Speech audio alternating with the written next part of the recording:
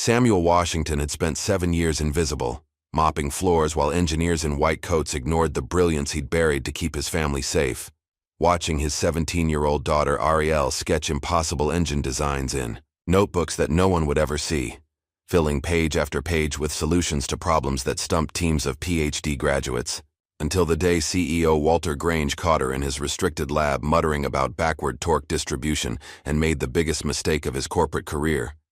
He dared the janitor's daughter to fix what his million-dollar team couldn't, thinking he'd found the perfect victim for public humiliation, never realizing he'd just handed a loaded weapon to someone who'd been waiting her whole life to pull the trigger and show the world what happened when you underestimated the wrong. Family, just before we get back to it, I'd love to know where you're watching from today. And if you're enjoying these stories, make sure you're subscribed, because tomorrow's special episode is one you definitely don't want to miss. The Morning Sun cast, long shadows across the sprawling Grange Tech Automotive Research Facility, its glass walls reflecting the promise of innovation. Inside, the massive R&D floor hummed with activity, as robotic arms moved with mechanical precision, assembling engine components while sparks flew from welding stations. High-performance engine prototypes lined the walls like trophies, each representing millions in development costs. Samuel Washington moved quietly through this world of cutting-edge technology, his mop bucket wheels squeaking against the polished concrete floor. At 52, he had grown accustomed to being invisible. Engineers in pristine white coats walked past him as if he were equipment, their conversations filled with technical jargon that most assumed was beyond his understanding. He methodically worked across the oil-stained floor, erasing evidence of another day's experiments and failures. But Samuel wasn't just cleaning. His trained eye caught details others missed: how a prototype's cooling system was positioned incorrectly, how an exhaust manifold created unnecessary back pressure. These observations lived quietly in his mind, never spoken in this place where his opinion wasn't welcome. Outside in the employee parking lot, 17-year-old Ariel Washington sat in her father's aging Honda Civic, notebook spread across her lap. Her fingers, permanently stained with graphite and grease, moved quickly across the page as she sketched detailed turbocharger schematics from memory. The drawing showed intricate components, compressor wheels, wastegate actuators, intercooler pathways, all rendered with precision of someone who had rebuilt dozens of engines using salvaged parts her father brought home. Ariel had been waiting for Samuel after school for 3 years, filling 17 notebooks with engine designs, improvement ideas, and theoretical modifications that most engineering students wouldn't attempt until senior year. She understood her father's position was her window into a world typically closed to people like them, and she absorbed every detail. When Samuel emerged from the building, he found Ariel absorbed in her latest sketch. He paused, watching his daughter work with the same intensity he remembered from his own engineering days, before those dreams had been derailed. "Let me guess," Samuel said, settling into the driver's seat. "You figured out how to make their engines run cleaner and more efficiently again?" Ariel looked up, eyes bright with excitement. "Dad, look at this. If they repositioned the intercooler here and modified the airflow pattern, they could increase efficiency by at least 12%. It's so obvious, but they're missing it." Samuel started the car, expression growing serious. "Baby girl, what have I told you about that kind of talk? These people didn't hire me to think, and they sure didn't hire me to have a daughter who thinks she knows better than their engineers." But Ariel's mind was already racing ahead to possibilities.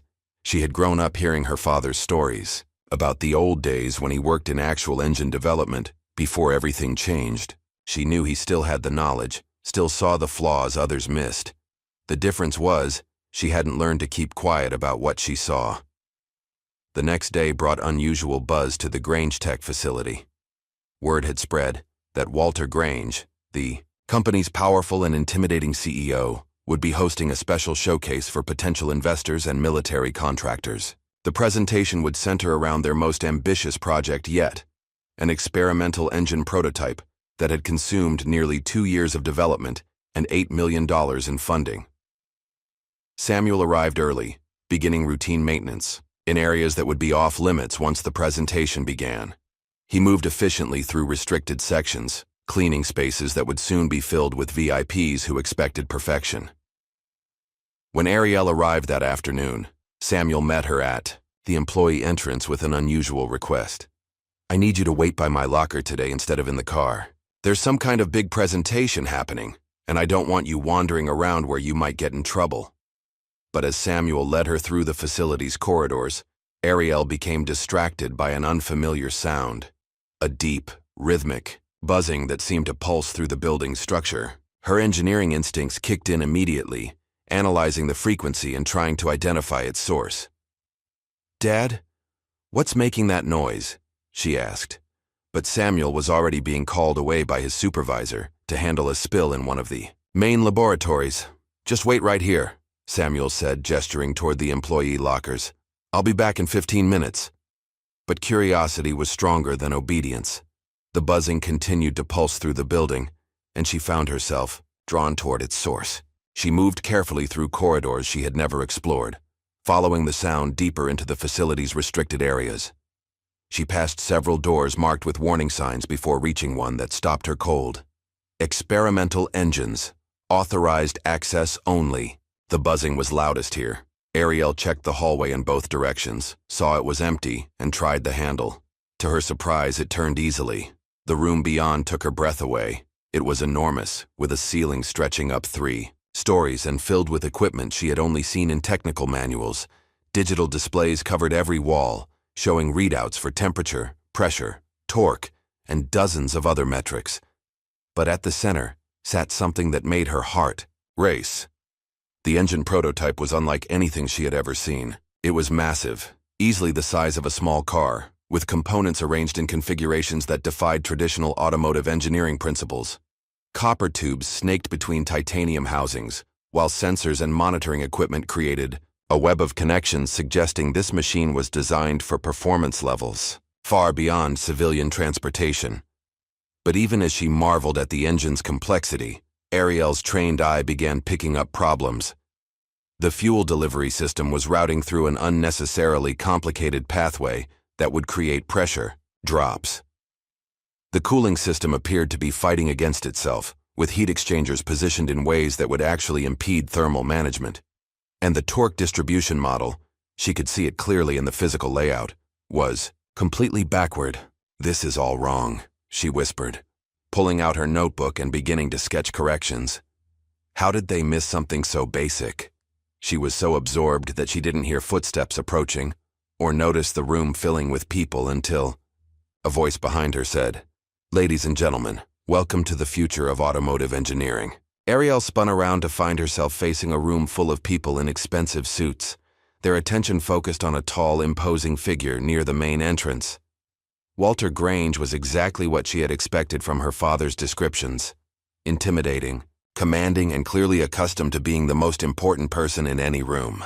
"What you see before you," Walter continued, gesturing toward the massive prototype, "represents 2 years of development by our most talented engineers. This revolutionary design will power the next generation of high-performance vehicles, delivering unprecedented efficiency and power output."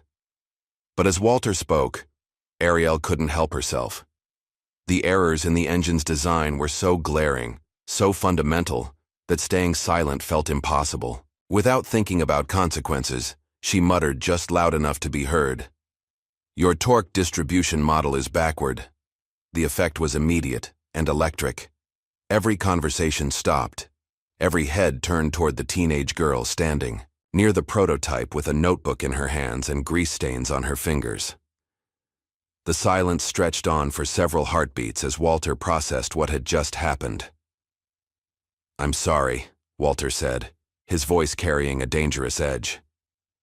"Did someone just interrupt my presentation to offer engineering advice?" Ariel felt every eye focused on her, but instead of backing down, she lifted her chin and spoke clearly. "The torque distribution model is backward.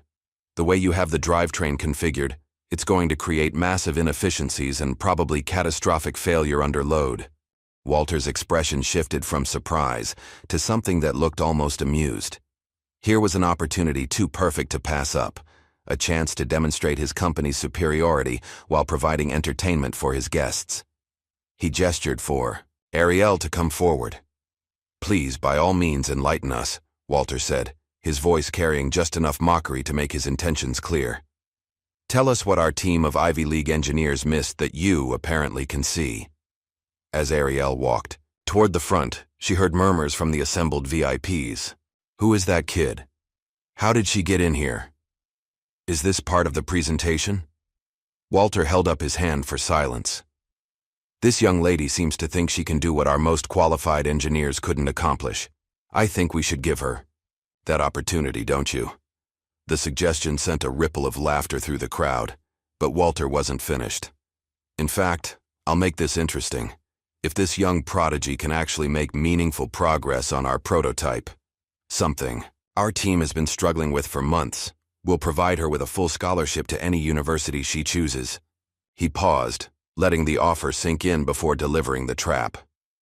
"But if she fails, if she can't back up her bold claims with actual results, then she owes us all a public apology for disrupting our presentation and wasting everyone's time."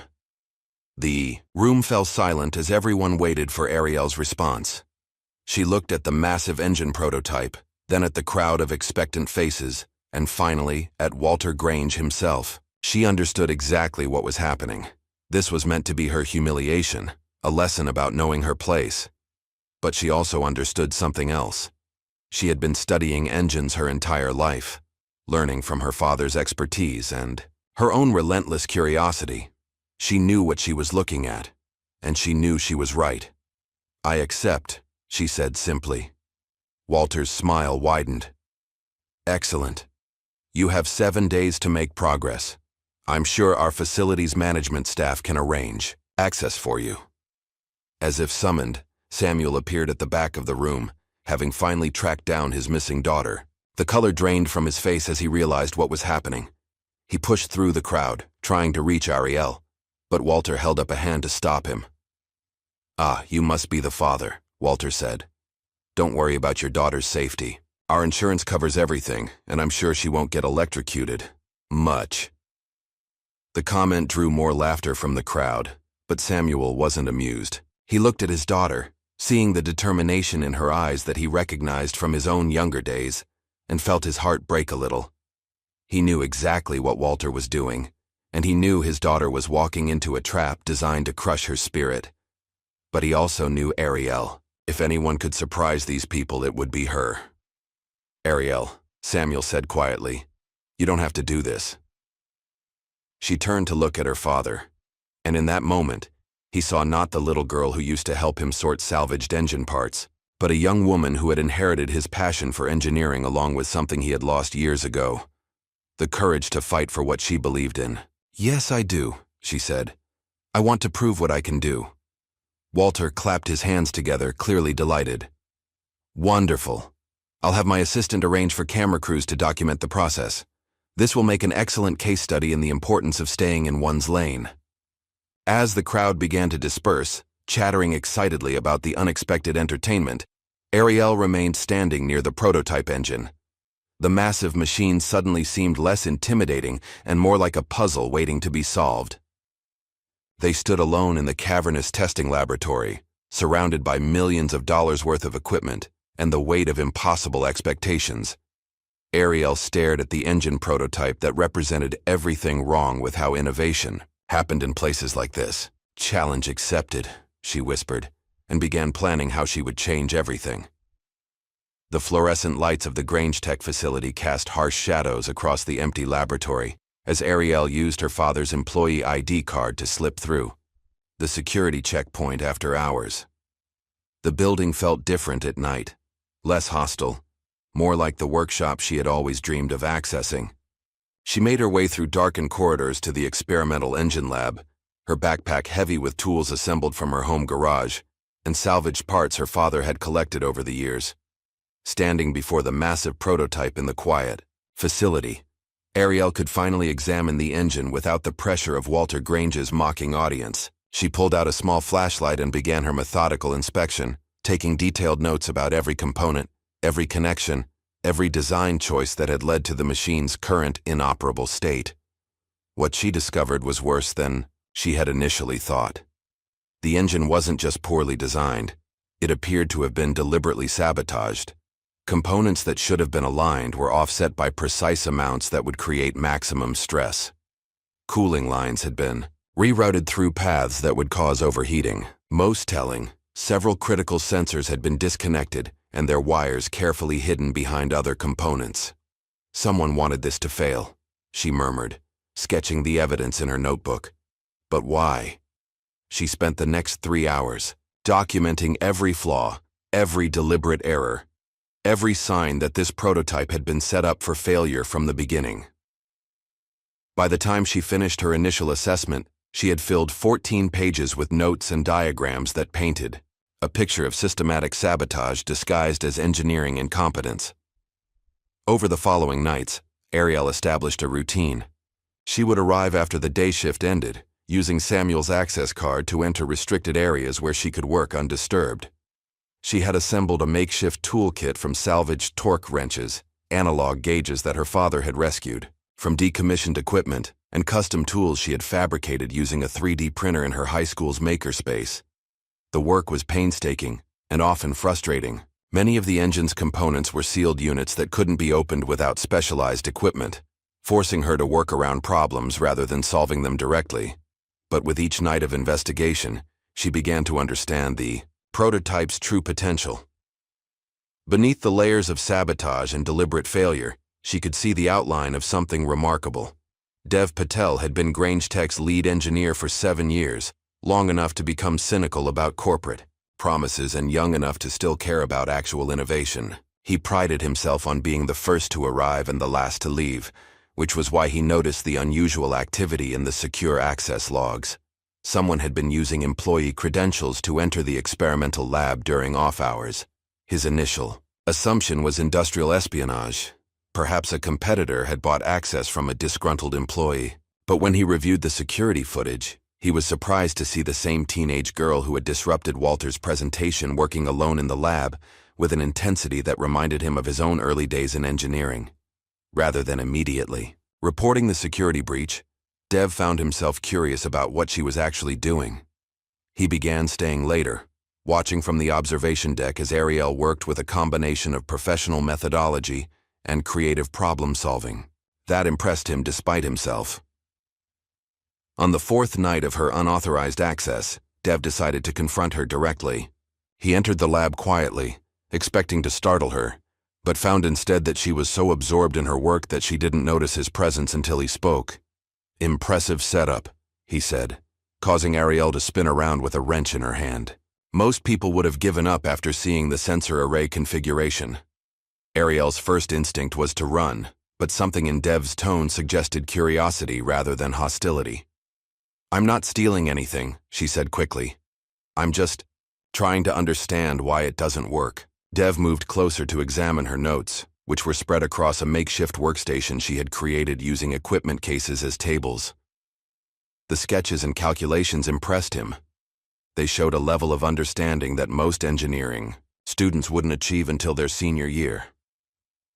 "Walk me through your thermodynamic analysis," Dev said, testing her knowledge. "Show me how you calculated the heat transfer coefficients." For the next hour, Dev grilled Ariel on technical concepts that should have been far beyond her educational background.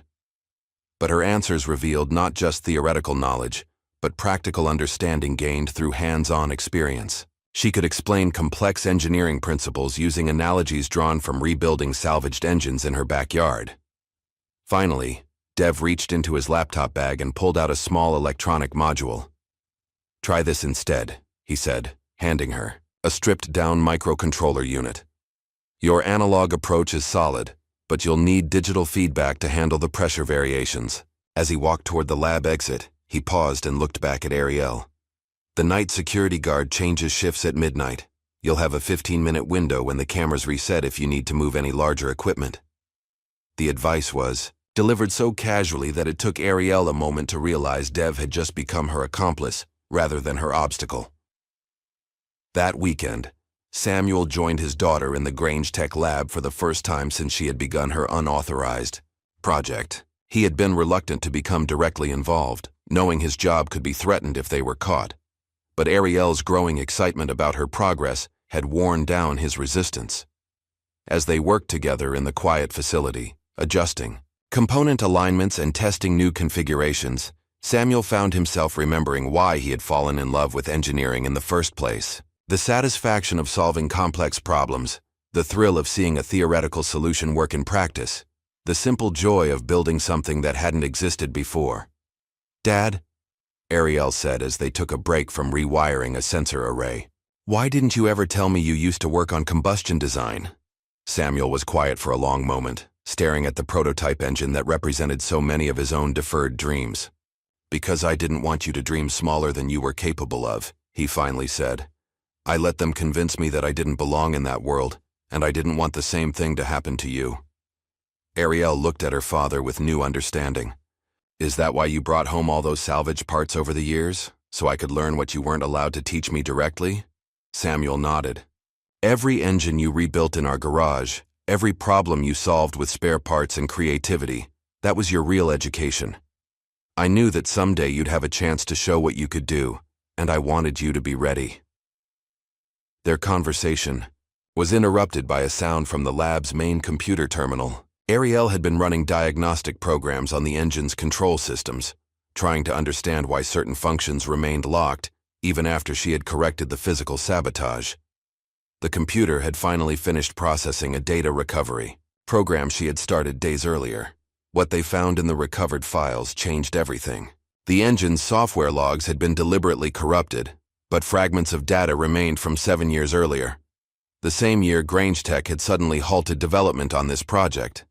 The surviving data showed that the engine had actually been functional before someone had systematically dismantled its operating systems. "Someone didn't just want this engine to fail," Ariel said, studying the corrupted timestamps and deleted sensor readings. "They wanted to erase all evidence that it ever worked in the first place." As they dug deeper into the recovered data, they found references to something called Iron Phoenix, apparently a government project that had been terminated abruptly. The engine prototype appeared to have been connected to this project, but the specific nature of the connection had been carefully scrubbed from all accessible records. Meanwhile, across town, Lexi Grange sat in her downtown apartment, struggling with her own complicated relationship to her father's company. At 28, she had spent the last 5 years deliberately distancing herself from Grange Tech, using her trust fund to support tech nonprofits and social justice organizations. But the incident with the teenage girl had stuck with her. There had been something in the girl's eyes, a combination of intelligence, determination, and fearlessness that reminded Lexi of her own younger self before years of watching her father's ruthless business practices had worn down her idealism. She decided to visit the Grange Tech facility incognito, using her knowledge of the building's layout to observe the engineering teams without announcing her presence. What she found confirmed her worst suspicions about her father's leadership style. Engineers worked in an atmosphere of fear and competition, more focused on protecting their positions than pursuing actual innovation. But she also noticed something else. Several engineers were talking about unusual activity in the experimental lab, and there were rumors that someone had actually made progress on the infamous prototype that had become a symbol of the company's most expensive failure. Using her security access and knowledge of the facility's blind spots, Lexi positioned herself in the observation deck above the experimental lab on a Thursday evening when she expected the mysterious teenager to be working. What she saw surprised her. The girl, Ariel, she had learned from facility gossip, worked with a level of focus and competence that put most of Grange Tech's professional engineers to shame. She moved around the massive prototype with confidence, making adjustments that showed deep understanding of the system's interconnected components. As Lexi watched, Ariel completed a modification to the fuel compression system, using what appeared to be a bicycle brake cable and a valve she had machined herself. The improvised solution was elegant in its simplicity, addressing a complex engineering problem with materials that probably cost less than $20 total. When Ariel powered up the engine for testing, Lexi held her breath. The massive machine rumbled to life, running smoothly for nearly 4 seconds before an automatic safety system shut it down.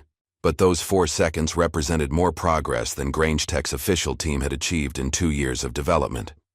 The next morning, security footage of the engine's brief operation had somehow found its way to Walter Grange's desk.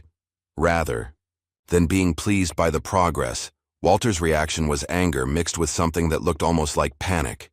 He immediately called his public relations team and began crafting a narrative that would minimize Ariel's contributions, while claiming credit for her innovations. But Lexi had seen enough. That evening, she waited in the parking lot outside the Grange Tech facility until she saw Ariel and Samuel leaving together. She approached them carefully, not wanting to seem threatening, and introduced herself simply as someone who had been watching Ariel's work with great interest. "I need to ask you something," Lexi said after explaining who she was. "Do you know what you're really fixing?" The question hung in the air between them, loaded with implications that none of them were quite ready to explore. But Ariel understood that her 7-day challenge had evolved into something much larger and more dangerous than a simple bet with an arrogant CEO. Lexi's question about what Ariel was really fixing hung heavy in the air as the three of them stood in the Grange Tech parking lot under pale sodium lights. The weight of unspoken secrets suddenly made the evening feel charged with danger rather than possibility. "There's a diner about 10 minutes from here," Lexi said quietly, glancing around the empty parking lot. "We should talk somewhere that doesn't have security cameras." 20 minutes later, they sat in a corner booth at Murphy's all-night diner, nursing coffee that had been sitting too long while Lexi carefully considered how much truth she was prepared to reveal. Samuel kept checking his watch, clearly uncomfortable, while Ariel leaned forward with the intense focus she brought to every engineering problem. "The engine project you're working on," Lexi began slowly, "it wasn't shut down because it failed. It was shut down because it succeeded too well." She pulled out her phone and showed them a photograph she had taken years earlier during one of her rare visits to her father's office. The image showed a wall covered with technical drawings, project timelines, and what appeared to be government contracts. 7 years ago, Grange Tech was developing that prototype under a military contract called Iron Phoenix. The engine wasn't designed for cars. It was designed for unmanned aerial vehicles, drones that could carry heavy payloads over long distances without refueling. Samuel's coffee cup rattled against the table as he set it down too hard. "Drones," he repeated, his voice barely above a whisper. "That explains the power-to-weight ratio specifications and the quantum amplifier components." Ariel turned to her father with surprise. "You recognize the quantum amplifier? Dad, how do you know about military-grade hardware?" Samuel was quiet for a long moment, staring into his coffee as if it might contain answers to questions he had been avoiding for years. Finally, he looked up at his daughter with eyes that held old pain and regret. "Because I worked on the prototype for Iron Phoenix at my last job," he said. "Before I became a janitor. Before everything went wrong." The revelation hit Ariel like a physical blow. Her father, who had been cleaning floors at Grange Tech for years while she dreamed of proving herself to engineers who dismissed both of them, had actually been one of the engineers who designed the very system she was now trying to repair. "The test explosion that killed your friend Elijah," Lexi said gently. "It wasn't an accident, was it?" Samuel shook his head. "Elijah started asking questions about why we were building civilian automotive engines with military-grade quantum amplifiers. He wanted to know who was really funding the project and what the engines would actually be used for. 3 days later, he was dead in a testing accident that was blamed on equipment failure." He pulled out his wallet and extracted a worn photograph showing 2 men in coveralls standing next to an engine prototype that looked remarkably similar to the one Ariel had been working on. "Elijah Brooks was the best engineer I ever knew, and the most honest. When he died, I knew I had 2 choices. Keep quiet and stay alive, or ask questions and end up like him." "So you kept quiet," Ariel said, understanding flooding her voice. "You took a job as a janitor at the company that killed your friend, and you've been watching them for 7 years. "I've been waiting," Samuel corrected. "Waiting for someone smart enough and brave enough to uncover what they buried. I just never imagined it would be my own daughter." Lexi leaned forward across the table. "There's more you need to know. The quantum amplifier in that engine isn't just military hardware. It's classified technology that's supposed to be used only in government facilities under strict oversight. Having it in a civilian research lab is a federal crime." She scrolled through her phone and showed them a series of documents she had photographed in her father's home office. These are shipping manifests showing quantum amplifiers being delivered to Grange Tech with falsified documentation. Someone in the government is providing restricted technology to private companies for illegal development projects. Ariel studied the documents, her mind racing through the implications. That's why they sabotaged the engine. If it had worked, if they had gone into production, eventually someone would have noticed that civilian vehicles were using classified military hardware. But why not just destroy it? Samuel asked. Why leave it sitting in a lab where someone might eventually figure it out? Because they couldn't destroy it, Lexi said grimly.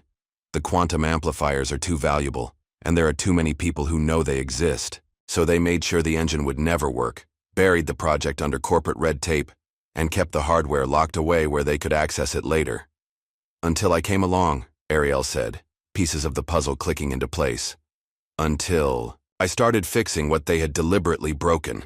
Their conversation was interrupted by the arrival of Dev Patel, who slid into the booth beside Samuel with the nervous energy of someone who had been looking over his shoulder all day. We have a problem, he said without preamble.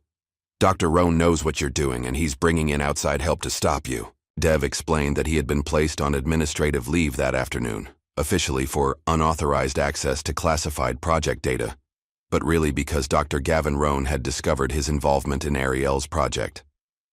They searched my computer, confiscated my access cards, and told me not to return to the facility until further notice. But before they locked me out, I managed to download something you need to see, Dev continued, pulling out a USB drive. Project files from the original Iron Phoenix development, including test data from the day Elijah died. They moved to Lexi's apartment, where she had a secure computer system that couldn't be monitored by Grange Tech's IT department. The files Dev had recovered painted a disturbing picture of systematic deception and cover-up that went far beyond corporate malfeasance. The test data from Elijah's final day showed that the engine had been performing perfectly, running at 98% efficiency with no signs of mechanical stress or overheating. Then, at exactly 2:47 p.m., someone had sent a remote signal that triggered a catastrophic overload in the quantum amplifier, causing an explosion that destroyed the testing facility and killed everyone inside. This wasn't sabotage, Ariel said, staring at the data logs. This was murder. And now you're working on the same technology that killed him, Samuel said, his voice heavy with fear for his daughter's safety. But Ariel was already thinking ahead to the implications. If they killed Elijah to keep Iron Phoenix secret, and if they're willing to bring in outside help to stop me, then whatever I'm really fixing is bigger than just an engine prototype. Lexi nodded grimly.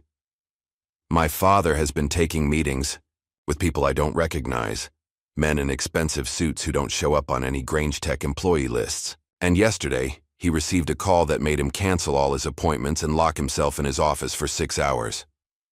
We need to contact Detective Mendez, Samuel said. If she's investigating Elijah's death, she needs to see this evidence.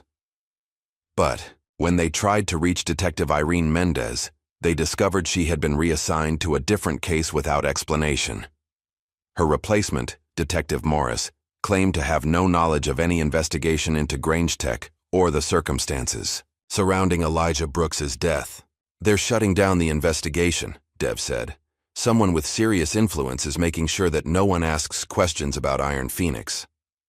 As they sat in Lexi's apartment, surrounded by evidence of conspiracy and murder, Ariel felt the weight of what she had stumbled into. She had begun this challenge thinking she was proving her engineering skills to a dismissive CEO. Now she realized she was uncovering a criminal conspiracy that reached into the highest levels of government and industry. So what do we do now? She asked. Lexi looked at her with a mixture of admiration and concern. We finish what you started. We get that engine working, and we make sure the whole world sees exactly what Grange Tech has been hiding. But even as they made their plans, none of them noticed the black sedan that had been following them since they left the diner, or the fact that their every move was being reported to people who had already proven they were willing to kill to protect their secrets. The following Monday morning brought an unexpected invitation that changed the tone of everything. Walter Grange's assistant called Ariel at school, requesting her presence in the CEO's office for a progress meeting regarding her work on the engine prototype. The formal language and corporate politeness felt ominous after everything they had discovered over the weekend. Ariel arrived at Grange Tech that afternoon to find Walter's office exactly as intimidating as she had expected. Floor-to-ceiling windows overlooked the entire research facility, while awards, patents, and photographs of Walter with various government officials lined the walls. The message was clear. This was the domain of a man accustomed to controlling every aspect of his environment. "Please, sit down," Walter said, gesturing to a chair positioned strategically lower than his own desk. "I understand you've been making remarkable progress on our little challenge." He activated a wall-mounted display showing security footage of Ariel working in the lab over the past week. The images clearly showed her methodical approach to diagnosing and repairing the engine's problems, along with timestamps proving how many hours she had spent on the project. "Impressive dedication," Walter continued. "The kind of focus and determination we value here at Grange Tech, which is why I want to make you an offer." Walter opened a leather portfolio and slid several documents across the desk toward Ariel. Full scholarship to MIT, with guaranteed admission to their mechanical engineering program, paid internships every summer until graduation, and upon completion of your degree, a position in our advanced research division with a starting salary that most engineers don't see until they've been in the field for 10 years.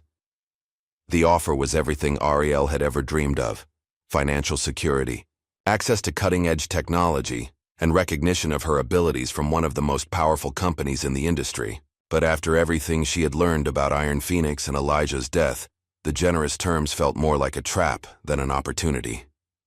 "There is one small condition," Walter added, sliding a final document across the desk.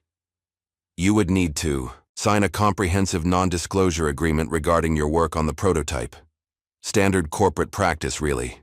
Protects our intellectual property and ensures that proprietary information doesn't find its way to competitors." Ariel read through the NDA carefully, noting language that would prevent her from discussing not just the engine's technical specifications, but any information she might have discovered about the project's history or the circumstances surrounding its development.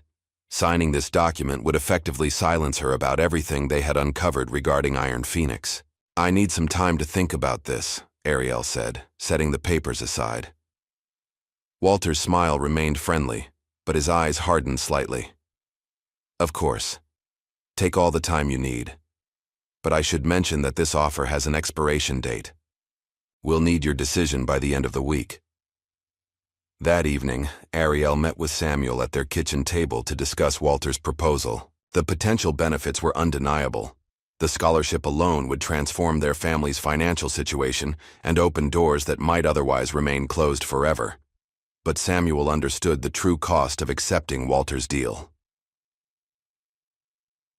"Some offers aren't opportunities," Samuel said, looking at his daughter with the wisdom of someone who had learned hard lessons about corporate power. "They're bribes with better grammar." "But Dad," Ariel said, "this could change everything for us. No more worrying about college tuition. No more watching you clean floors for people who treat you like you're invisible. This could be our way out." Samuel reached across the table and took his daughter's hands in his own. "Baby girl, I didn't spend 7 years watching these people to see you become one of them. We don't need their money if it comes with the price of our silence." The next day brought news that confirmed their worst fears about Grange Tech's willingness to silence opposition. Dev Patel was officially terminated for corporate espionage, with his final paycheck accompanied by legal documents threatening prosecution if he attempted to contact any current employees or discuss his work on proprietary projects. "They're not just firing me," Dev told them during a clandestine meeting at the diner. "They're trying to destroy my career. Word is already spreading through the industry that I'm a security risk. No engineering firm is going to hire someone who's been accused of stealing trade secrets." But Dev's termination had an unintended consequence. It freed him to take more direct action against Grange Tech without worrying about corporate retaliation. "Since I'm already blacklisted," he said with a grim smile, "I might as well make it count for something." Meanwhile, Ariel found herself under increasing surveillance at the facility. Security guards who had previously ignored her now tracked her movements throughout the building, Her temporary access badge was restricted to only the experimental lab and the route between there and the main entrance. Most unsettling, she discovered that her notebook had been photographed while she worked, with someone clearly documenting her technical notes and calculations. "They're watching everything you do," Lexi warned during one of their evening meetings. "My father has assigned Dr. Rohn to personally oversee your project, and Rohn has been meeting with people who definitely aren't Grange Tech employees." Lexi had been conducting her own investigation into her father's recent activities, using her access to the family home to monitor his calls and review documents he left in his home office. "He's scared," she reported. "Really scared. He spent 3 hours on the phone yesterday with someone he kept calling General Morrison, and the conversation involved a lot of discussion about containing the situation." The mention of General Morrison sent a chill through the group. Military involvement in their situation suggested that the stakes were much higher than they had realized. If the government was actively working to suppress their investigation, then exposing the truth would require more than just technical evidence. It would require a public platform that couldn't be easily silenced. "The upcoming Grange Tech Expo," Lexi said suddenly. "It's scheduled for next week, and it will have media coverage, government officials, and industry representatives. If we can get the engine working and present our evidence there, it will be impossible for them to suppress the story." But they also knew that Walter and Dr. Rohn wouldn't wait passively for them to expose Iron Phoenix.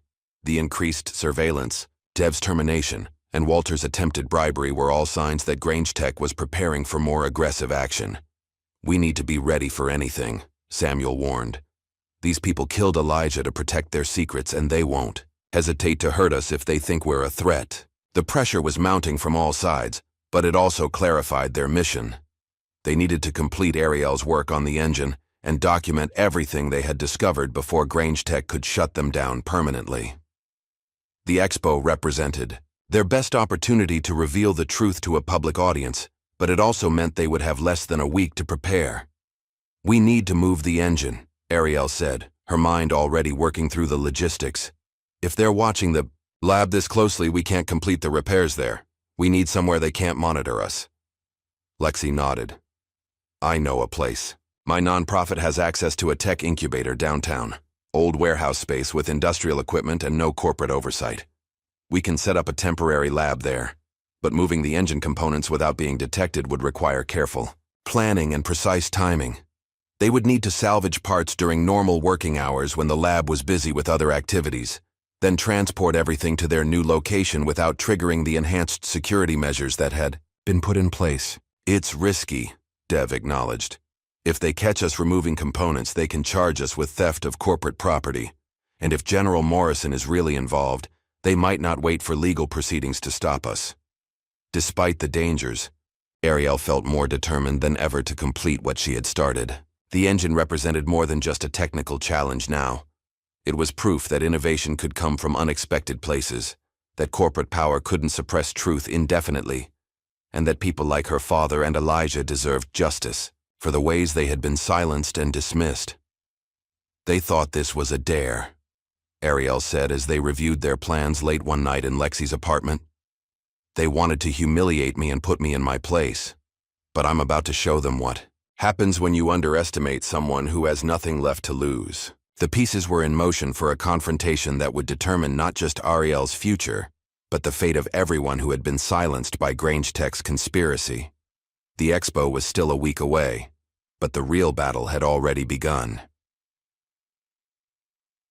In his office high above the Grange Tech facility, Walter Grange stared out at the city lights and made a decision that would escalate their conflict beyond anything Ariel and her allies had imagined. He picked up his secure phone and dialed a number he had hoped never to use. "General Morrison," he said when the call connected. "We have a problem that requires immediate attention." The conversation that followed would bring federal agents, military contractors, and national security considerations into what had begun as a simple corporate challenge. But it would also prove that sometimes the most dangerous threats to powerful institutions come from the people they dismiss as powerless, and that underestimating a determined teenager with nothing to lose can be the greatest strategic mistake of all. General Morrison's involvement changed everything. Within hours of Walter's phone call, Unmarked vehicles began appearing in the Grange Tech parking lot, and men in dark suits started conducting security assessments throughout the facility. The message was clear. The stakes had escalated far, beyond corporate embarrassment into matters of national security, but Ariel and her allies were already moving. Using Lexi's connections in the tech nonprofit community, they had secured access to an abandoned welding bay in a converted warehouse across town. The space had once been part of a small manufacturing company that had gone out of business, leaving behind industrial equipment that was perfect for their needs. "It's not fancy," Lexi said, leading them through the dusty space filled with old welding stations and machine tools. "But it's completely off the grid. No corporate surveillance, no government monitoring, just us and whatever we can build." Working through the night, they carefully transported salvaged components from various sources. Obsolete Grange Tech prototypes that Dev had identified as suitable for their purposes, parts that Samuel had accumulated over years of facility maintenance, and specialized components that Lexi purchased through her nonprofit's technical procurement channels. The process was like performing surgery on a patient while building the operating room around them. They had to strip down the failed engine, design and rebuild it from scratch, incorporating everything they had learned about the sabotage while working around the limitations of their improvised laboratory. "The key is the quantum dampener," Ariel explained as she worked on reassembling the engine's core components.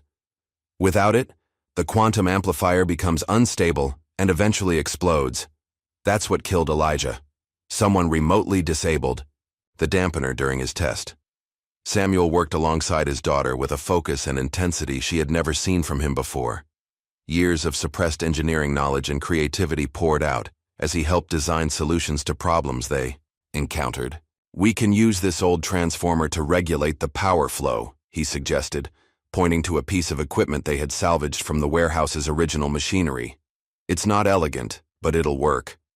Meanwhile, Detective Irene Mendez had not been as easily silenced as Grange Tech had hoped.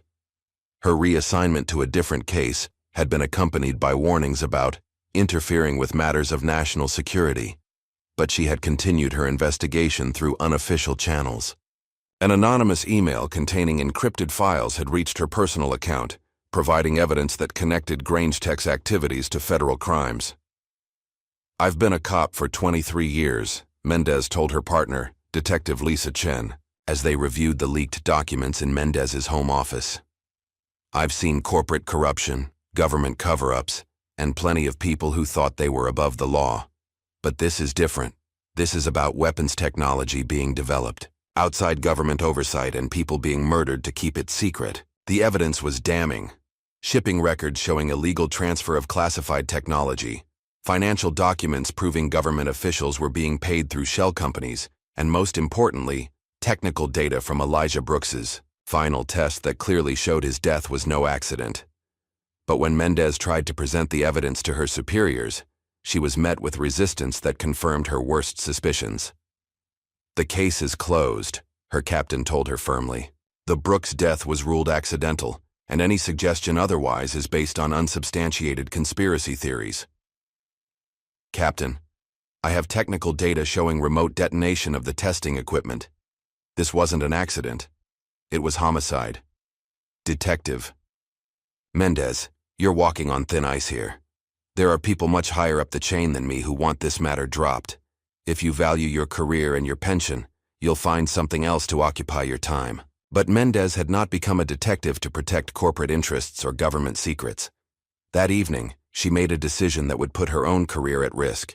She began building a case independently, gathering evidence through sources that couldn't be easily traced or shut down. Back at the warehouse, Ariel's team was making remarkable progress. The rebuilt engine was taking shape, incorporating lessons learned from the failed prototype while avoiding the deliberate sabotage that had been built into the original design. But they were also working against time. The Grange Tech Expo was only days away, and they knew Walter and his allies wouldn't wait much longer before taking more direct action. "We need the original quantum dampener," Ariel said, studying the engine's partially completed assembly. "I can jury-rig a temporary solution, but for the engine to run at full capacity, we need the specific dampener that was designed for this system." The dampener was locked in Grange Tech's secure archive, in a vault that required multiple levels of authorization to access. But Lexi had been thinking about this problem for days, and she had a plan that would require her to take the biggest risk yet. "I still have my security clearance," she said. "As Walter's daughter and a major shareholder, I can access the archives legally. The question is whether I can get in and out with the dampener before anyone realizes what I'm doing." The plan was dangerous but simple. Lexi would visit Grange Tech during the day shift, when the facility was busy with normal operations, and use her legitimate access to retrieve the dampener from the archive. Samuel would monitor security communications from his janitor's station, while Dev would hack into the facility's internal network to create a distraction if necessary. Everything went smoothly until Lexi was leaving the archive, with the dampener concealed in a technical equipment bag. Dr. Gavin Rohn was waiting for her in the corridor, flanked by 2 security guards she didn't recognize. "Miss Grange," Rohn said with a cold smile, "I'm afraid I need to inspect your bag. There have been reports of unauthorized access to classified materials." Lexi's heart pounded as she realized she was trapped. The dampener in her bag was clearly marked with classified designation codes, and there was no innocent explanation for why she would be removing it from the facility. But before the guards could search her bag, a fire alarm began blaring throughout the building. The distraction came from an unexpected source. Samuel had triggered the building's emergency systems after overhearing radio communications between the security guards about Lexi's detention. In the confusion of the evacuation, Lexi managed to slip away from Rohn and his guards, making it to the parking lot where Dev was waiting with the engine. "That was too close," Dev said as they drove away from the facility. "They know we have the dampener now, and they know we're close to completing the engine." "Then we better finish this fast," Lexi replied, "because they're going to come after us with everything they have." Back at the warehouse, the team worked through the night to install the quantum dampener and complete the engine's final assembly. The machine that emerged from their improvised laboratory was unlike anything that had ever been built, a fusion of cutting-edge military technology, innovative engineering solutions, and pure determination. "Moment of truth," Ariel said as she prepared to start the engine for its first full test. "If this works, we've accomplished something Grange Tech's entire engineering team couldn't do. If it doesn't, it will work," Samuel said firmly. "You've put too much thought and care into this for it to fail." Ariel engaged the ignition sequence, and the warehouse filled with the sound of machinery coming to life. The engine began, with a low rumble that gradually built to a smooth, powerful roar. Digital displays showed performance metrics that exceeded even the most optimistic projections from the original Iron Phoenix specifications. For 2 full minutes, the engine ran flawlessly, generating power levels that would have been impossible with conventional automotive technology while maintaining complete stability. When Ariel finally shut it down, the silence that followed felt like the end of one chapter and the beginning of another. "We did it," she said quietly. "We actually did it." But their celebration was interrupted by the sound of vehicles approaching the warehouse. Through the windows they could see black SUVs surrounding the building, and men in tactical gear taking positions around the exits. "They found us," Dev said, moving to a window to assess their situation. "Looks like at least a dozen agents, maybe more." Samuel moved protectively toward his daughter. "This is about more than the engine now. They can't let us leave here knowing what we know." But Ariel was already thinking ahead to their next move. "The expo is tomorrow. If we can get the engine there, if we can show the world what we've discovered, they can't suppress the truth anymore." Lexi was studying the building layout, looking for alternative exits. "There's a loading dock on the south side that connects to the old railway tunnel. If we can get the engine loaded onto a truck, we might be able to get out without being caught." Working together, they managed to transfer the completed engine to a flatbed truck that had been left in the warehouse by its previous occupants. The machine was heavy and awkward, but their desperation gave them strength they didn't know they possessed. As they prepared to leave through the tunnel, Samuel turned to his daughter with an expression that mixed pride with deep concern. "Whatever happens next, I want you to know that watching you refuse to give up on this has been the proudest moment of my life." "We're not giving up," Ariel replied. "We're just getting started." The Grange Tech Expo transformed the city's convention center into a showcase of automotive innovation and corporate power. Massive displays featured concept vehicles, cutting-edge manufacturing equipment, and interactive demonstrations of the latest developments in transportation technology. Government officials, military contractors, and international investors moved through the exhibits, discussing deals worth millions of dollars.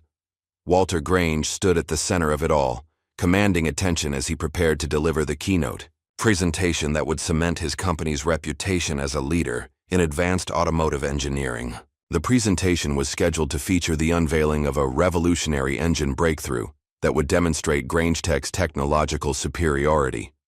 But the engine Walter planned to display was a fake, a carefully constructed mock-up, designed to look impressive while hiding the fact that Grange Tech had never actually solved the technical problems that had plagued the Iron Phoenix project. The real breakthrough had been achieved by a 17-year-old girl working in an abandoned warehouse, and Walter was determined to claim credit for her work while ensuring she could never contradict his version of events. "Ladies and gentlemen," Walter announced to the packed auditorium, "today marks a historic moment in automotive engineering. After years of development, Grange Tech is proud to present the future of high-performance engines." The lights dimmed, and a massive screen descended from the ceiling, displaying technical specifications and performance projections that would have been impressive if they had been based on reality. The fake engine was wheeled onto the stage, surrounded by theatrical lighting and accompanied by pre-recorded sound effects designed to simulate the roar of advanced machinery. But as Walter reached the climax of his presentation, preparing to demonstrate the engine's supposedly revolutionary performance, something unexpected happened. Lexi Grange walked onto the stage from the wings, her presence causing a stir of confusion throughout the audience. "I'm sorry to interrupt," Lexi said, her voice carrying clearly through the auditorium's sound system. "But there's something you need to know about this engine before my father continues his presentation." Walter's face flushed red with anger and embarrassment. "Lexi, this is highly inappropriate. Security, please escort my daughter from the stage." But before security could respond, Detective Mendez appeared in the center aisle of the auditorium, holding up her badge and a court order. "Actually, Mr. Grange, Miss Grange is here as part of an ongoing federal investigation into corporate fraud and conspiracy. She has authorization to present evidence related to your company's activities." The audience erupted in confused murmurs as Mendez made her way to the stage.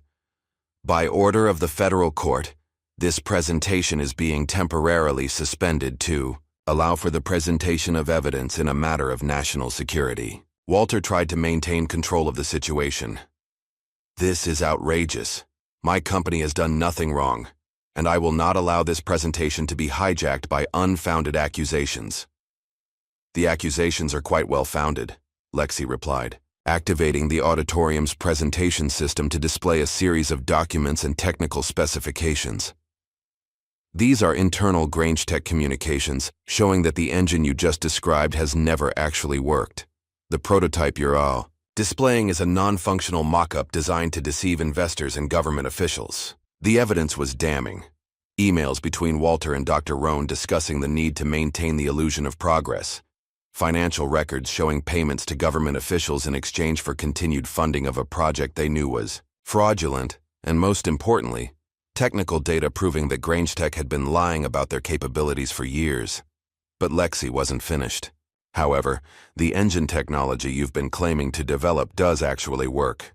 It was successfully completed by someone my father tried to humiliate and dismiss." The auditorium doors opened, and Ariel walked in, followed by Samuel, Dev, and a team of technicians wheeling in the real engine they had built in the warehouse. The machine looked rough compared to the polished mock-up on the stage, but even from a distance it was clear that this was actual working technology rather than an elaborate facade. "This is Ariel Washington," Lexi announced to the stunned audience. "She's 17 years old and she accomplished what Grange Tech's entire engineering team couldn't do. She built a functional engine using the Iron Phoenix specifications that your company has been lying about for years." Walter tried to regain control of the situation. "This is a setup. That girl is not qualified to work on advanced engineering projects, and any claims about her alleged accomplishments are fabricated.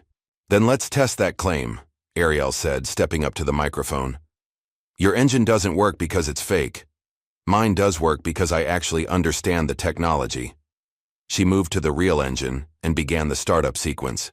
Her actions confident and precise despite the pressure of performing in front of hundreds of witnesses. The machine began with a low hum that gradually built to a powerful, steady roar that filled the auditorium with sound that was unmistakably genuine. The audience watched in amazement as digital displays showed performance metrics that exceeded every specification Walter had claimed for his fake prototype. The engine ran smoothly and powerfully, demonstrating capabilities that represented a genuine breakthrough in automotive engineering. But the demonstration was interrupted by Dr. Rohn, who rushed toward the engine controls in an apparent attempt to shut down the system. "This is dangerous," he shouted. "The engine is unstable and could explode." Lexi intercepted him before he could reach the controls. "The only thing that's dangerous here is letting you sabotage another engine the way you sabotaged the one that killed Elijah Brooks." The struggle between Lexi and Rohn triggered an emergency lockdown system that sealed the auditorium, trapping everyone inside while security systems assessed the perceived threat. In the confusion that followed, Dev activated a presentation system that began displaying the evidence they had gathered about the Iron Phoenix conspiracy. The audience found themselves watching a comprehensive presentation that included the technical data from Elijah's death, financial records showing illegal payments to government officials, and documented proof that Grangetech had been systematically lying about their capabilities while stealing taxpayer money through fraudulent contracts. "This is what my father and Dr. Rohn were trying to hide," Lexi announced as the evidence played on screens throughout the auditorium. "They've been running a criminal conspiracy that has cost lives and defrauded the government of millions of dollars." Walter made one final attempt to control the narrative. "None of this matters. Even if there were problems with our previous development efforts, we've now successfully completed the project. The engine works, and Grangetech deserves credit for its development." "The engine works because of me," Ariel replied firmly. "Not because of your company, not because of your engineers, and definitely not because of your leadership. It works because I refuse to accept your limitations and your lies." She looked out at the audience of investors, officials, and media representatives who had come to witness what they thought would be a routine corporate presentation. Innovation doesn't belong to companies like Grangetech. It belongs to anyone who's willing to work hard enough and think creatively enough to solve problems that others have given up on. As the lockdown system began to disengage and security personnel moved to arrest Walter and Dr. Rohn, Ariel continued speaking to the crowd. "For too long, people like my father and me have been told that we don't belong in places like this, that we don't have the qualifications or the background to contribute to advanced technology development. But talent and determination don't care about your background or your credentials." The real engine continued to run flawlessly throughout her speech, its steady power serving as proof that innovation could indeed come from the most unexpected places. The sound filled the auditorium like a declaration that the future of technology would be built by those who refused to accept the limitations others tried to impose on them. Detective Mendez moved through the crowd, coordinating with federal agents who had been waiting outside the convention center for the evidence presentation to conclude. Walter and Dr. Rohn were taken into custody, along with several other Grangetech executives who had been complicit in the Iron Phoenix conspiracy. As the immediate crisis resolved, Ariel found herself surrounded by reporters, investors, and engineering professionals who wanted to understand how she had accomplished what an entire corporate research team had failed to achieve. But her attention was focused on her father, who stood nearby with tears in his eyes. "I'm proud of you, baby girl," Samuel said as he embraced his daughter. "You didn't just fix an engine. You fixed everything they tried to break in people like us." The expo had been intended as Walter's moment of triumph, a chance to showcase Grangetech's supposed technological superiority while humiliating a teenager who had dared to challenge his authority. Instead, it became the moment when the truth about corporate fraud, government corruption, and the murder of an honest engineer was finally revealed to the world. But more than that, it became proof that innovation, determination, and moral courage could triumph over power, money, and institutional corruption. Ariel had not just built an engine, she had built a future where talent would be recognized regardless of its source, and where the truth would not be silenced by those who profited from deception. The video footage from the Grange Tech Expo spread across social media like wildfire. Within hours, clips of Ariel powering up her engine while Walter's fake prototype sat silent on the stage had been viewed millions of times. News networks picked up the story, framing it as everything from a David and Goliath tale of teenage genius to a damning indictment of corporate corruption in the defense industry. The hashtags, "The engine that roared and Ariel built it," began trending globally, accompanied by discussions about systemic barriers in STEM fields and the importance of giving opportunities to underrepresented voices in engineering. But for Ariel, sitting in her family's modest living room while news vans lined their street, the sudden fame felt surreal and overwhelming. "I can't believe this is happening," she said, watching a CNN segment that featured her engine demonstration alongside analysis from engineering professors and industry experts. 3 weeks ago, nobody knew my name. Now everyone wants to interview me." Samuel sat beside his daughter, still processing the dramatic changes in their lives. "You earned this recognition, baby girl. Every bit of it. You proved that innovation doesn't care about zip codes or bank accounts." The phone had been ringing constantly with requests from universities, engineering firms, and media outlets. MIT called to personally invite Ariel to visit their campus. Tesla sent representatives to discuss potential collaboration. Even NASA reached out, expressing interest in her work with advanced propulsion systems. But the most significant call came from the Grange Tech Board of Directors, informing them that Walter Grange had been removed as CEO and that the company was undergoing complete restructuring under new leadership. The person chosen to guide that transformation was someone they knew well. Lexi Grange stood before the Grange Tech Employee Assembly 3 days after the expo, addressing a workforce that was still reeling from the revelations about their former leadership.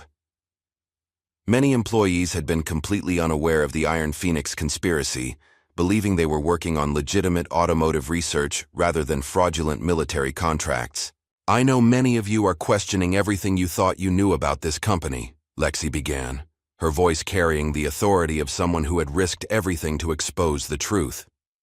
"You have every right to feel betrayed and confused. The leadership you trusted was lying to you just as much as they were lying to our customers and the government." She outlined her vision for a transformed Grange Tech, a company that would focus on sustainable transportation innovation, ethical business practices, and creating opportunities for engineers from diverse backgrounds. The military contracts that had been the source of so much corruption would be abandoned in favor of civilian applications that could actually improve people's lives. "We're going to rebuild this company on a foundation of honesty, innovation, and inclusion," Lexi announced. "And we're going to start by acknowledging the people who were dismissed and overlooked by our previous leadership." Samuel Washington was offered the position of Senior Engineering Advisor, with a mandate to help design ethical oversight systems that would prevent future corruption. The offer came with a salary that was 10 times what he had been earning as a janitor, along with recognition as a key contributor to the engine breakthrough that had exposed the conspiracy. But Samuel surprised everyone by declining the corporate position. "I appreciate the offer," he told Lexi during a private meeting, "but I've spent too many years watching talented people get crushed by corporate bureaucracy. I want to do something that actually helps the next generation of engineers." Instead, Samuel partnered with Dev Patel to establish the Brooks Engineering Institute, named in honor of Elijah Brooks and funded by a substantial settlement from Grange Tech's insurance company. The institute would provide hands-on technical education to students from underserved communities, teaching practical engineering skills alongside ethical principles that had been missing from traditional corporate environments. "Elijah died because he was honest about what he saw," Samuel explained to the crowd gathered for the institute's groundbreaking ceremony. "The best way to honor his memory is to make sure future engineers have the tools and support they need, to choose honesty over complicity." Dev's reinstatement at Grange Tech came with a promotion to Chief Technology Officer and a mandate to completely overhaul the company's engineering practices. His first initiative was establishing a whistleblower protection program and an ethics review board that included external oversight from engineering professional organizations. "We're not just changing policies," Dev told the engineering staff during his first department meeting. We're changing culture. From now on, speaking truth about technical problems is not just encouraged, it's required. Detective Mendez found herself at the center of a federal task force investigating corporate technology crimes, with the Grange Tech case serving as a model for how to prosecute companies that defraud government contracts while endangering public safety. Her persistence in pursuing the truth despite institutional pressure had earned her recognition as a leader in the fight against corporate corruption. The Grange Tech investigation showed us that traditional law enforcement approaches aren't sufficient for these kinds of crimes, Mendez explained to a congressional hearing on corporate accountability. We need specialized units with technical expertise and the authority to investigate across corporate and government boundaries. The legal consequences for Walter Grange and his co-conspirators were severe and swift. Federal prosecutors charged them with conspiracy, fraud, manslaughter in Elijah's death, and violations of national security laws related to the illegal use of classified technology. The evidence that Ariel and her team had gathered made prosecution straightforward, leading to guilty pleas and substantial prison sentences. Dr. Gavin Rohn, facing charges that could result in life imprisonment, attempted to negotiate a plea deal by providing information about other companies involved in similar conspiracies. His testimony revealed that the Iron Phoenix project was just one part of a larger network of illegal technology transfers between defense contractors and private corporations.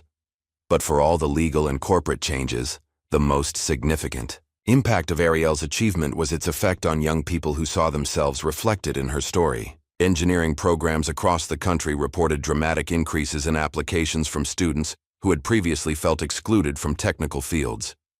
Seeing someone who looks like me succeed in engineering changed everything, said Jasmine Williams, a high school senior from Detroit who applied to MIT's engineering program after watching Ariel's expo demonstration. It made me realize that my background was an asset, not an obstacle. Universities began reaching out to community colleges, vocational schools, and high schools in underserved areas, recognizing that traditional recruitment methods had been missing significant pools of talent. The Ariel effect became shorthand for the transformation in how engineering education approached diversity and inclusion. Meanwhile, Ariel found herself grappling with choices she had never imagined having. Every major university in the country was offering her full scholarships. Engineering firms were competing for her attention with increasingly generous internship packages, and venture capitalists were approaching her family with offers to fund her own company.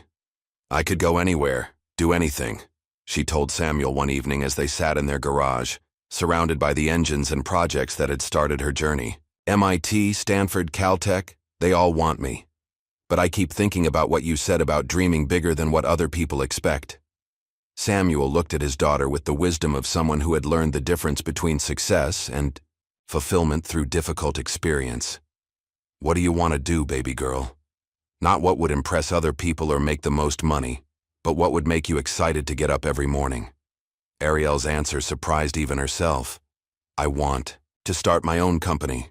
I want to build engines that can help people in places where transportation is still a barrier to opportunity. Clean, efficient, affordable technology that can change lives. The decision to launch ForgeCore immediately after high school graduation was controversial. Engineering professors argued that she needed formal education before attempting to run a technology company. Business advisors warned that the automotive industry would crush an inexperienced teenager, regardless of her technical abilities. But Ariel had learned that the biggest breakthroughs often came from ignoring conventional wisdom and trusting her own judgment. With financial backing from investors who had witnessed her expo demonstration and technical support from a team of engineers who shared her vision, ForgeCore began operations in the same warehouse where she had completed her first engine. We're not trying to compete with the big automotive companies, Ariel explained to reporters at ForgeCore's launch announcement. We're trying to serve communities and applications that they've ignored. Rural areas that need reliable transportation. Developing regions where fuel efficiency can mean the difference between prosperity and poverty. Emergency services that need equipment they can depend on. The first ForgeCore engine was designed for agricultural applications in sub-Saharan Africa, where farmers needed reliable power for irrigation systems but couldn't afford the fuel costs of traditional engines. By adapting her quantum amplifier, technology for much smaller applications, Ariel created a system that could run on minimal fuel while providing consistent power output. Innovation should serve humanity, not just profit margins, became ForgeCore's unofficial motto, reflecting values that had been shaped by watching her father's dignity survive years of being dismissed and overlooked by corporate leadership that measured worth only in terms of formal credentials and social connections. The annual ForgeCore Challenge became an international event, bringing together young engineers from around the world to compete in designing solutions to real-world transportation problems. The first challenge focused on emergency response vehicles for disaster relief, with winning designs being manufactured and donated to humanitarian organizations. The goal isn't just to find the next generation of engineers, Ariel explained to the crowd gathered for the inaugural challenge. It's to change how we think about who gets to be an engineer and what engineering is supposed to accomplish. As ForgeCore's reputation grew, so did its impact on the broader industry. Major automotive companies began copying its community-focused approach. While engineering schools started incorporating social responsibility into their curricula, the success of a company founded by a teenager with no formal business training forced established industries to reconsider their assumptions about innovation and leadership. But perhaps the most meaningful recognition came from an unexpected source. The Elijah Brooks Memorial Foundation, established by his family with settlement money from the Grange Tech case, announced that its first annual award for engineering integrity would go to Ariel Washington for her courage in exposing corporate corruption and her commitment to ethical innovation. Elijah believed that engineering should make the world better for everyone, not just for those who could afford to buy the latest technology, said Marcus Brooks, Elijah's younger brother, during the award ceremony. Ariel embodies that same spirit, and we're honored to recognize her as someone who carries forward his legacy. 5 years had passed since the day a 17-year-old girl had walked onto the stage at the Grange Tech Expo and changed everything. The sleek solar-powered race car that now streaked across the Bonneville salt flats bore little resemblance to the improvised engine that had started it all, but the revolutionary propulsion system at its heart was a direct descendant of Ariel's breakthrough. New world land speed record confirmed, the race official announced over the radio as the ForgeCore-powered vehicle crossed the timing sensors.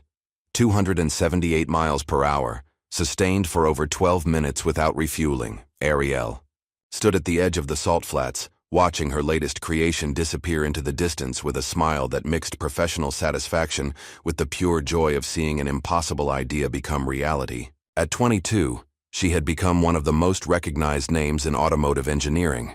But more importantly, she had proven that innovation could serve humanity rather than just corporate profit margins. ForgeCore had grown from a startup in Dietzen, an abandoned warehouse, to an international company with partnerships across 6 continents. Their engines powered everything from medical transport vehicles in remote African villages to emergency response equipment in major American cities. But the company's greatest achievement wasn't measured in sales figures or market share. It was measured in the doors that had been opened for people who had previously been excluded from technical innovation. The funny thing is, Ariel told the documentary crew that had been following her for the past year, I never set out to change the engineering industry. I just wanted to prove that the engine could work. The documentary, titled The Engine, That Roared. How one teenager exposed a conspiracy and transformed an industry, had premiered at Sundance and was being distributed to schools across the country as part of a STEM education initiative. But for Ariel, the most important audience was the young people who saw their own potential reflected in her story. Lexi Grange had successfully transformed Grange Tech from a corrupt defense contractor into a certified B Corporation focused on sustainable transportation solutions. The company's new mission statement, "Technology that serves humanity," was displayed prominently in every facility, alongside portraits of engineers from diverse backgrounds who had contributed to the Yamai company's innovations. My father built this company on a foundation of exclusion and deception, Lexi explained during her keynote address at the annual Corporate Social Responsibility Conference. Rebuilding it required more than just changing policies. It required changing our fundamental understanding of what success looks like. Under Lexi's leadership, Grange Tech had become a model for ethical corporate transformation. Their supply chain was completely transparent, their research was published openly, and their hiring practices prioritized talent and potential over traditional credentials.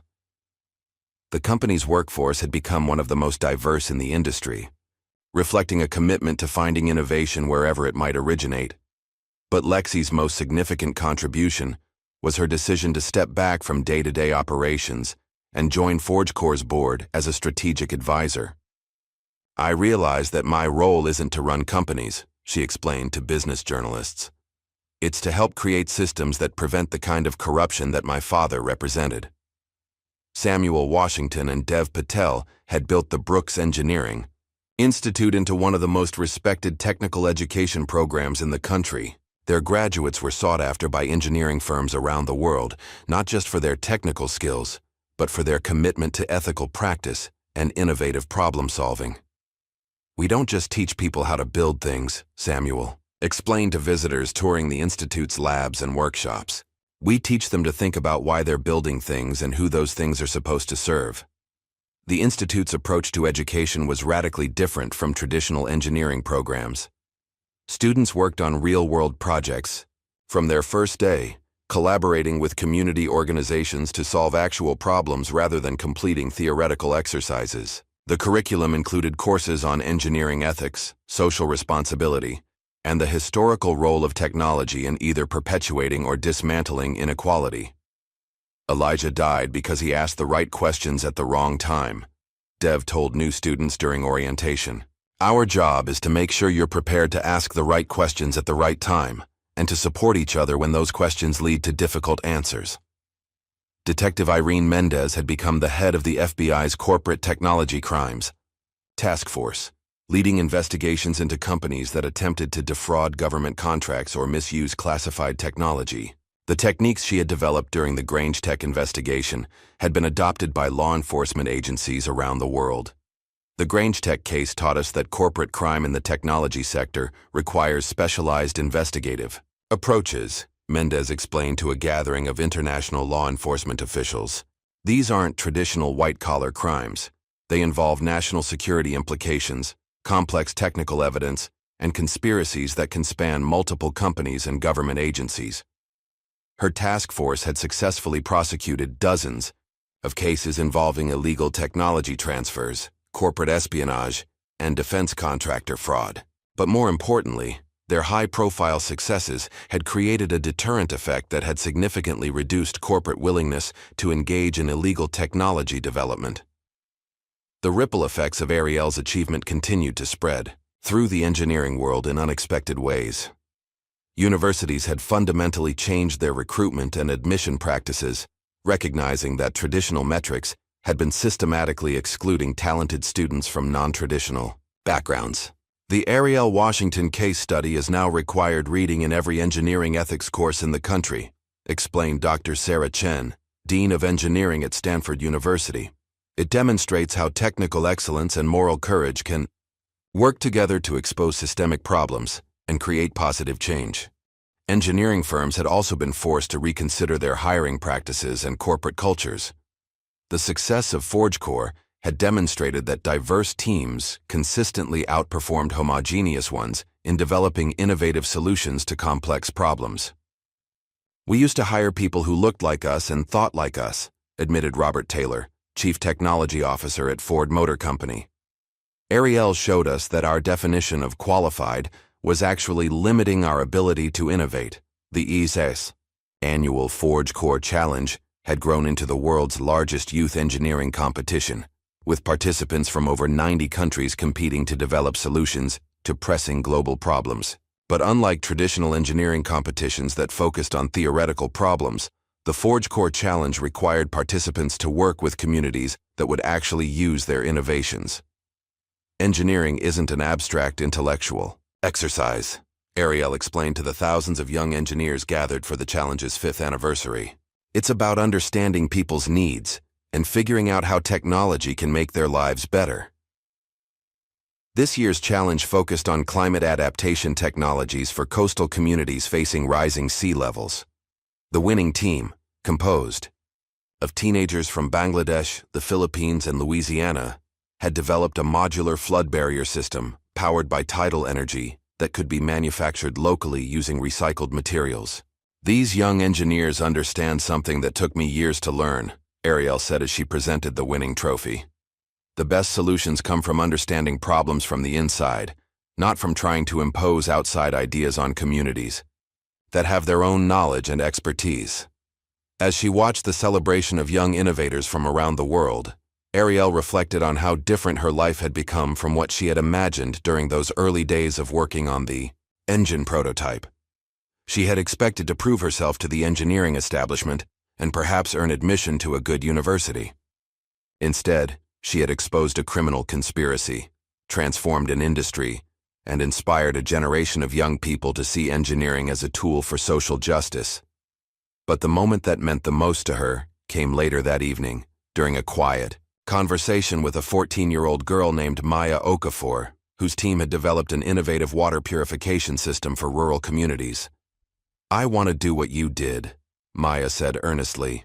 "I want to build things that help people and show everyone that kids like us can be engineers too."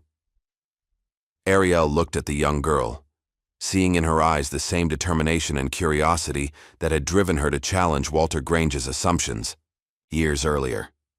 "You already are an engineer," she told Maya. "You just proved it with your project. The question now is what you want to build next." As the evening wound down and participants began making plans to return to their home countries, Ariel found herself thinking about the future with the same excitement she had felt when first examining that supposedly impossible engine. ForgeCore was developing new applications for quantum amplifier technology that could revolutionize aerospace propulsion. The Brooks Institute was expanding internationally, bringing ethical engineering education to communities around the world. And most importantly, a new generation of engineers was entering the field with a fundamentally different understanding of what their profession could accomplish. Walter Grange, meanwhile, sat in a federal prison, serving a 25-year sentence for conspiracy, fraud, and manslaughter. His appeals had been exhausted, his assets had been seized to pay restitution to his victims, and his name had become synonymous with corporate corruption in engineering circles. He spent his days in the prison library, reading news articles about ForgeCore's latest achievements and the continued success of the people he had tried to dismiss and destroy. The irony was not lost on him that the janitor's daughter he had attempted to humiliate had built a more successful and respected company than he had ever managed. Dr. Gavin Rohn had died in prison 2 years earlier, his health broken by the stress of prosecution and the knowledge that his career in engineering had been built on deception and complicity in murder. His final letter, published posthumously, had been an apology to Elijah Brooks's family and a warning to other engineers about the moral compromises that could lead to criminal participation. But the most fitting memorial to the transformation that had begun with Ariel's challenge was the new exhibit at the Smithsonian's National Museum of American History. The original engine that Ariel had rebuilt in the warehouse now stood in a place of honor, surrounded by educational displays about innovation, perseverance, and the importance of giving opportunities to voices that had traditionally been excluded from technical fields. The exhibit's centerpiece was a simple placard with a quote from Ariel's Expo presentation. "Innovation doesn't belong to companies or institutions. It belongs to anyone willing to work hard enough and think creatively enough to solve problems that others have given up on." Thousands of visitors passed through the exhibit every month, many of them young people who stopped to read about how a teenager with no formal engineering education had accomplished what an entire corporate research team could not. For many of those visitors, the story served as proof that their own dreams and ambitions were not limited by other people's expectations or assumptions. As Ariel stood in her new laboratory, surrounded by prototypes for flying vehicles that would soon make her original engine breakthrough seem quaint by comparison, she thought about how much had changed since that day when she had whispered, "Challenge accepted," in an empty testing facility. She had proven that talent and determination could overcome institutional barriers, that truth could triumph over corruption, and that innovation could serve humanity rather than just corporate profits. But more importantly, she had shown that the future belonged to people who refused to accept the limitations that others tried to impose on them. "You think the engine was hard?" she said to Marcus Brooks, Elijah's brother, who had joined ForgeCore. as head of community partnerships. Wait till we change the sky. Outside her laboratory windows, the first prototype of ForgeCore's flying vehicle sat on the testing pad, its quantum-powered propulsion system ready for initial flight trials. The machine represented the next step in a journey that had begun with a dare, continued through exposure of a conspiracy, and was now reaching toward possibilities that had once seemed like science fiction. But for Ariel, the most important part of that journey wasn't the technology or the recognition or even the justice that had been served. It was the knowledge that somewhere, a young person was looking at what seemed like an impossible problem and thinking, I can fix that. The legacy of the engine that roared wasn't just technological innovation or corporate transformation. It was the understanding that the future would be built by people who had the courage to challenge assumptions, the determination to persist through obstacles, and the wisdom to use their talents in service of something larger than themselves. The IG revolution had indeed begun, not with violence or politics, but with a teenage girl who had refused to accept that there were problems beyond her ability to solve, and that revolution was just getting started. What happens when the world finally stops underestimating the voices it's been silencing, and how many brilliant minds are we still overlooking in our own communities? Like and subscribe for more stories about courage, innovation, and the power of refusing to stay invisible.